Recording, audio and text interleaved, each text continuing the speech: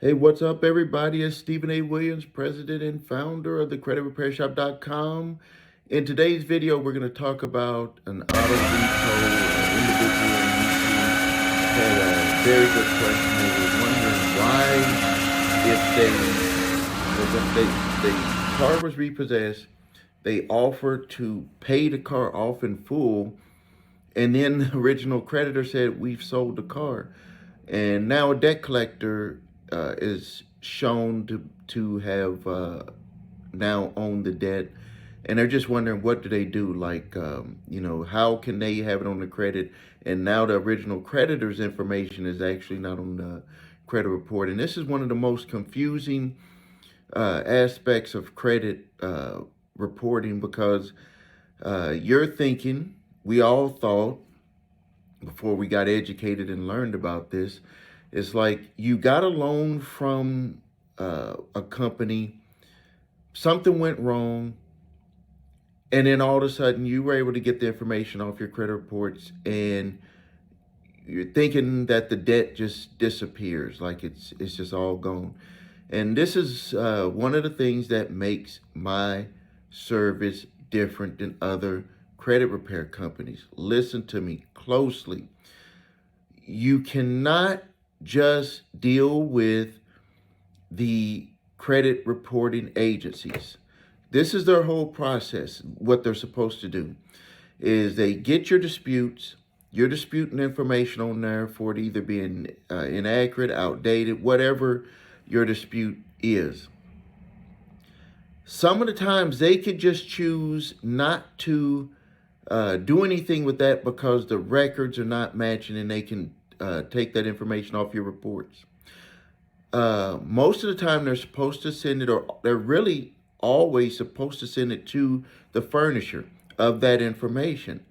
And then the furnisher is supposed to get back with them within an allotted period of time. And then if it's not, proven or whatever, furnisher can say, remove this information. Or if they just don't get back in touch with the bureaus, they just remove the information. But what I see happen in these types of situations is that the original creditor's information is removed because it's either outdated.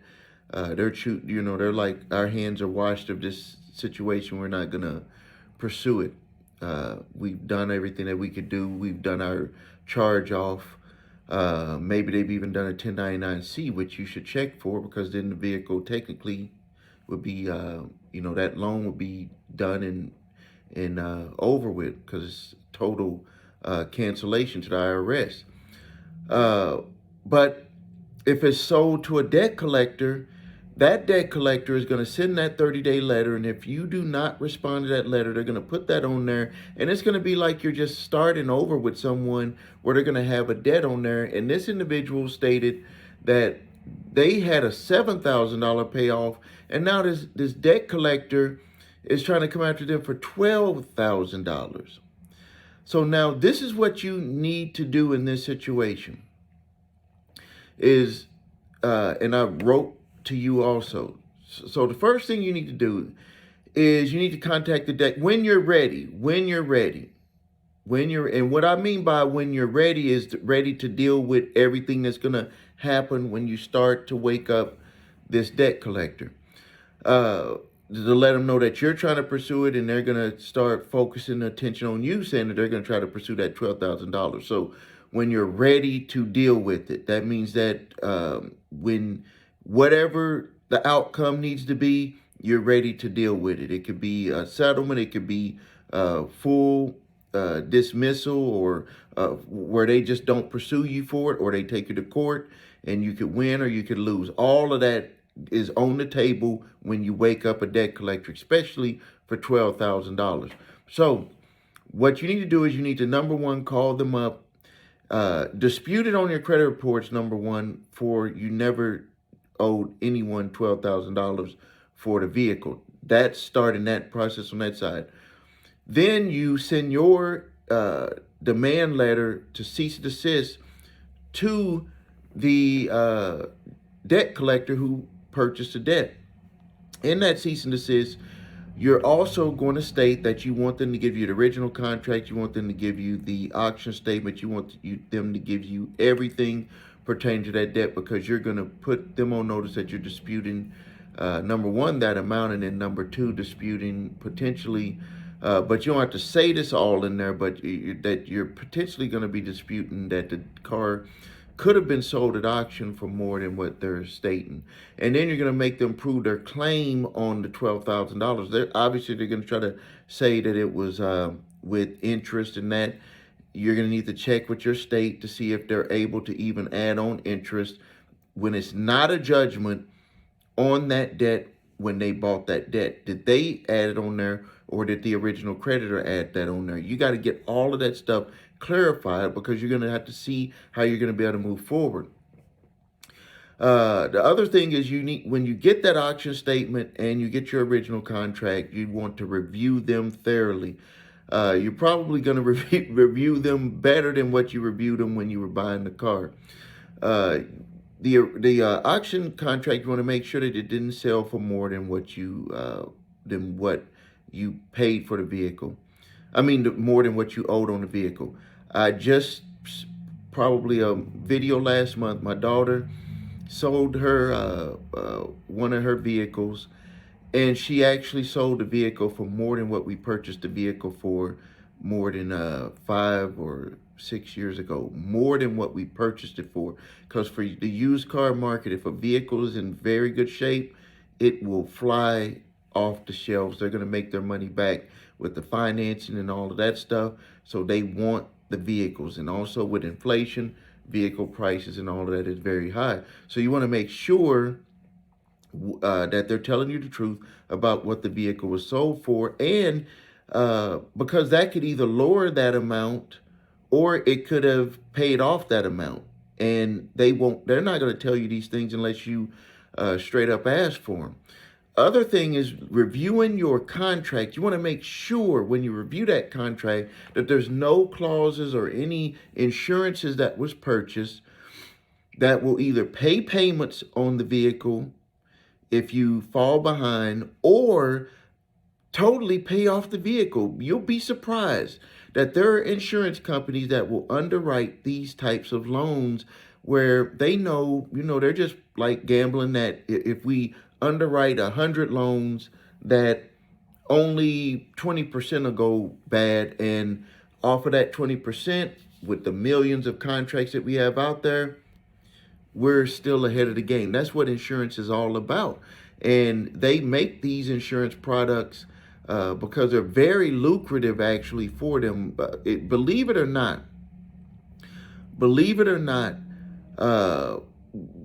these a lot of people will fight hard to stay in their vehicle.